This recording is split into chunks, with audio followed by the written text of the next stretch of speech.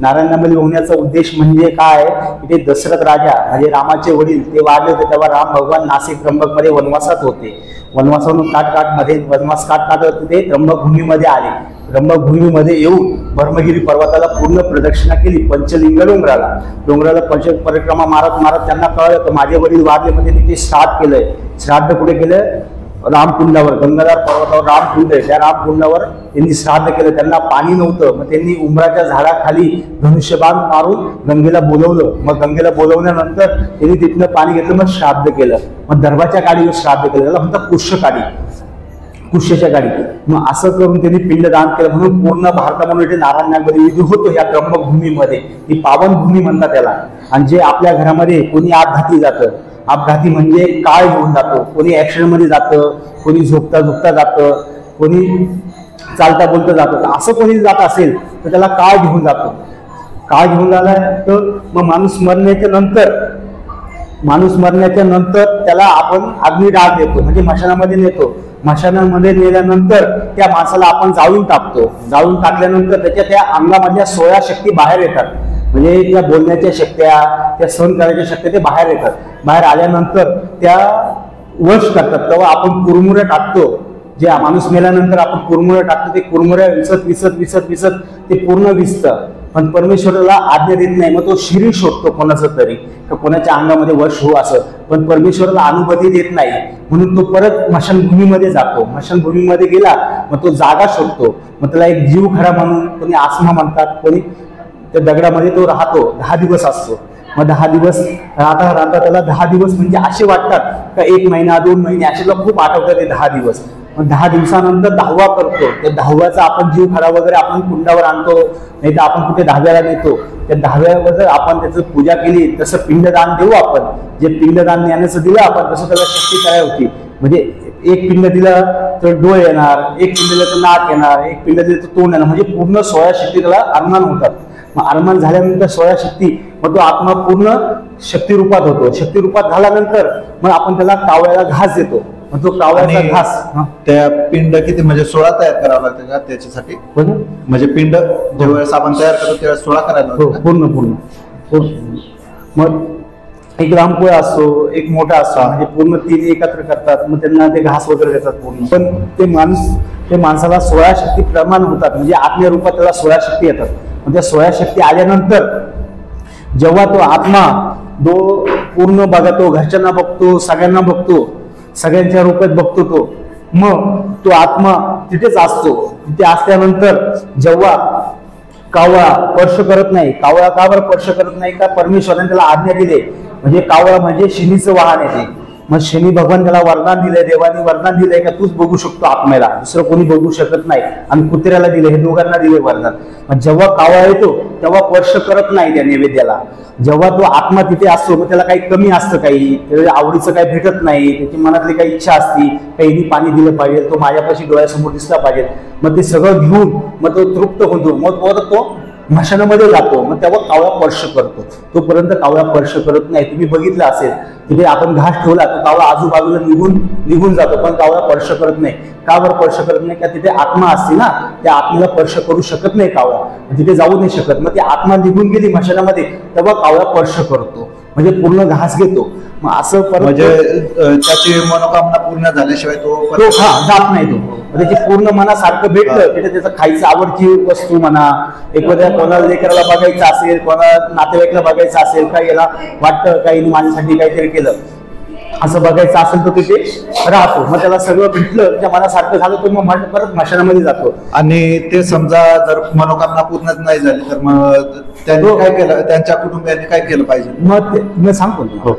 मग जेव्हा त्याचा आत्मतृप्त नाही झाला, कावळ्याने तसंच घास घेतल्या नाही आपला, म्हणजे कोणी पण कावळा येतात, म्हणजे त्याच्या रूपात तो कावळा नाही आला समजा, तर तो परत स्मशानामध्ये जातो. स्मशानामध्ये जाता जाता 2 दिवस त्याच्याकडे असतात. 2 दिवसानंतर 10वा दिवस संपला तर 11वा दिवस आणि 12वा दिवस, 2 दिवस त्याच्याकडे असतात. मग 2 दिवसामध्ये तो कोणाशी पण बोलू शकतो, कोणाला पण बघू शकतो, कोणाशी पण 1 सेकंदामध्ये कोणापाशी पण जाऊ शकतो मायानी. आणि त्याने मना विचार केला त्याच्यापाशी येऊ शकतो. मग असा हात फिरवतो, म्हणजे 2 दिवस त्याच्याकडे असतात. मग 13वा दिवस उगवतो. मग तेव्हा 13वा दिवस उगवल्यानंतर तेव्हा 2 दिवस म्हणजे खूप आनंदाचे असतात, सुखाचे असतात. पण 13वा दिवस तेव्हा उगवतो, पण त्याला दुःख होतं का मला देव घ्यायला आले. मग तेव्हा यमदेव येतो. कोण येतो? यमदेव. मग यमदेव आल्यानंतर यम म्हणतो तू काय पाप केले, काय पुण्य केले, चल आता माझ्यासोबत. पण मग चित्रगुप्तला बोलवतो तो. चित्रगुप्तला बोलवल्यानंतर चित्रगुप्तला सांगतो यमदेव का तुझ्याकडे त्याची डायरी, म्हणजे आपण जे पुण्य पाप वगैरे केलंय तेव्हा जन्माला येतं पोरग, तेव्हा मरतपर्यंत तेव्हा चित्रगुप्त लिहून ठेवतो एक एक शब्द. तू ह्या तारखेला हे पाप केलं, या तारखेला हे पुण्य केलं, या तारखेला तू हे गायला खाऊ घातलं, या गायला तू हे कुत्र्याला मारलं, सगळं चित्रगुप्त लिहून ठेवतो. म्हणजे पूर्ण तुमचं जिवंतपणी आणि मरण्यापर्यंत सगळे ते चित्रगुप्त असते, म्हणजे डायऱ्या असतात. म्हणजे आपण एखाद्याला फसवलं म्हणा, एखाद्याला लूटमार केलं म्हणा, ते परमेश्वर लिहून ठेवतो चित्रगुप्त. मग चित्रगुप्त लिहून ठेवतो. मग मरण्याच्या नंतर 13व्या दिवशी चित्रगुप्त त्याला सांगतो का तू हे केलं, तू हे ते केलं. मग ती डायरी त्याच्या हातात देतात. मग हातात दिल्यानंतर जेव्हा डायरी दिली तर तो त्या आत्म्याला कळतं माझ्याकडनं काय पाप झाले, माझ्याकडनं काय. तो मनामध्ये रडून तो सांगतो, पण तो कोणाला सांगणार, त्याचं ऐकायला कोणीच नसतं. मग वर्षभराचा प्रवास असतो, तो वर्षभर प्रवास करतो. मग वर्षभर प्रवास करताना त्याला जेवायला काय लागतं, त्याला पाणी लागतं, तहान लागतं, ते कुठनं भेटतं. जेव्हा आपल्या घरातले माणसं एखाद्या गाईला खाऊ घालतील तर त्याला खायला भेटेल, 5 दुखणं खाणं भेटेल. एखाद्या गरीबाला दिले त्याला दुखणं जेवण भेटेल. एखाद्या गरीबाला पैसे दिले तर वरती पण त्याचं दुकान आहे, तेव्हा त्याला पैसे देऊन त्याला पण खाता येईल. असं असे लोकांनी, आपल्या लोकांनी, घरच्या लोकांनी कर्म केले चांगले तर त्याला खायला भेटेल. मग तो त्याचा पूर्ण वर्षाचा प्रवास संपून जातो. मग आपण वर्ष श्राद्ध करतो. मग वर्ष श्राद्धाला त्याला सगळी वस्तू भेटत नाही, काय वस्तू, म्हणून आपण देतो त्याला. मग आपण दिल्यानंतर जेव्हा तो मन समाधानी तो निघून जातो दरबारच्या. पण दरबारात जाणारा परमेश्वराकडे जाण्यासाठी त्याला 16 पीठ, म्हणजे आपली जी भूमी आणि सूर्यापर्यंत एवढा 16 पीठ अंतर असतं, ते त्याला ट्रे करावं लागतं परमेश्वरापाशी जायला. पण एवढं त्याला सहसह होत नाही. पण मग त्याच्याकडे पुण्याचा गपोडा आहे का, पाप केलंय का काय, ते आपल्याला काही माहिती नसतं. पण त्याला माहित असतं का मी पाप केलं का पुण्य केलं.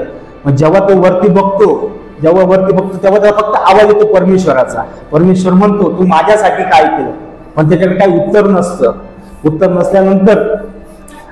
नसल्यानंतर तो आत्मा म्हणतो परमेश्वरा माझ्याकडनं खूप मोठी चूक झाली.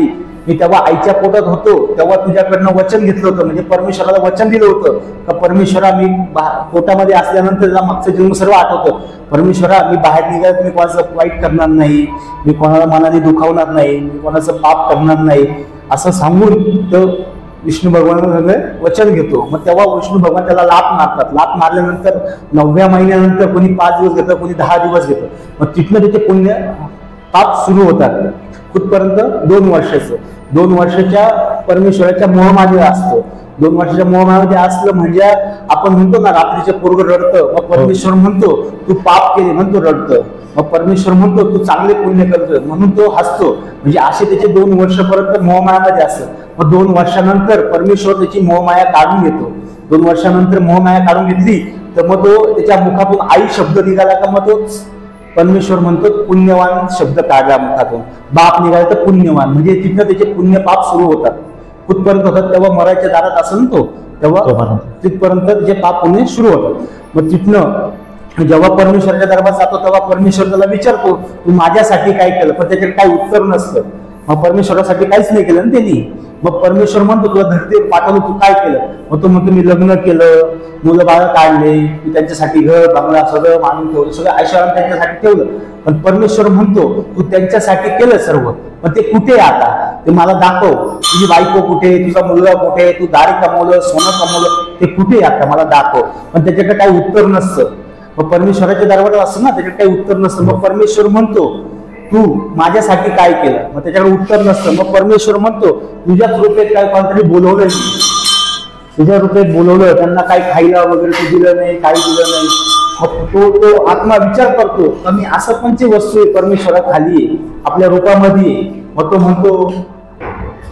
म्हणतो का परमेश्वरा मी तुझं काहीच केलं नाही, माझ्याकडनं काही चुकलं क्षमा कर. मग परमेश्वर म्हणतो मी गाय बनवली, मातृभूमी बनवली, तुला मी अशी बुद्धी दिली तशी कोणालाच बुद्धी नाहीये. म्हणजे मानवबुद्धीला माणसाने देवानी 16 शक्त्या दिल्या. 16 शक्त्या म्हणजे एक बोलण्याची शक्ती, एक बघण्याची शक्ती, एक चालण्याची शक्ती, एक कमी शक्ती असली तरी माणूस आंधळा असतो, पांगळा असतो, मुक्का असतो, बहिरा असतो, म्हणजे एक शक्ती तरी कमी असली तरी माणसाला पूर्ण आयुष्यभर प्राप्त करावं लागतं.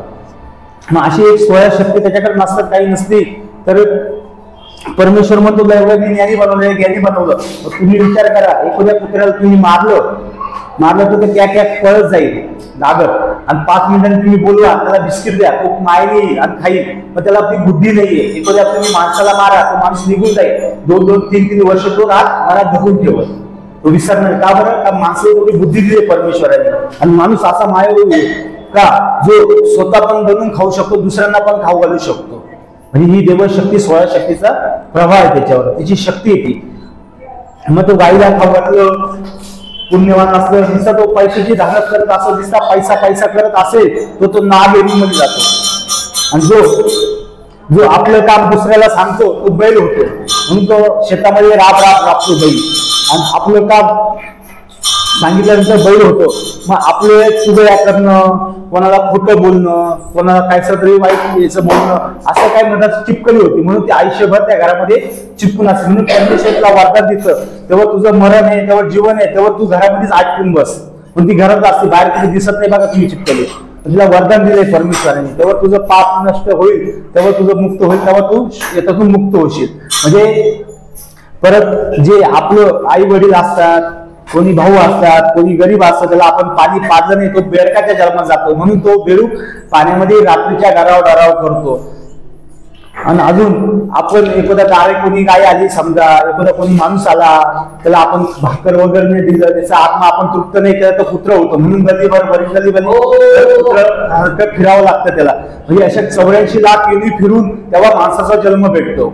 म्हणजे 84 लाख म्हणजे सापाच्या किती योनी असतील, बैलाच्या किती असतील, माणसाच्या किती असतील, मुंग्यांच्या किती असतील, किड्यांच्या किती असेल, मच्छरांच्या किती असेल. म्हणजे सगळ्यांमध्ये प्राणशक्ती, सगळ्यांमध्ये शक्ती आहे, सगळ्यांमध्ये आत्मशक्ती आहे.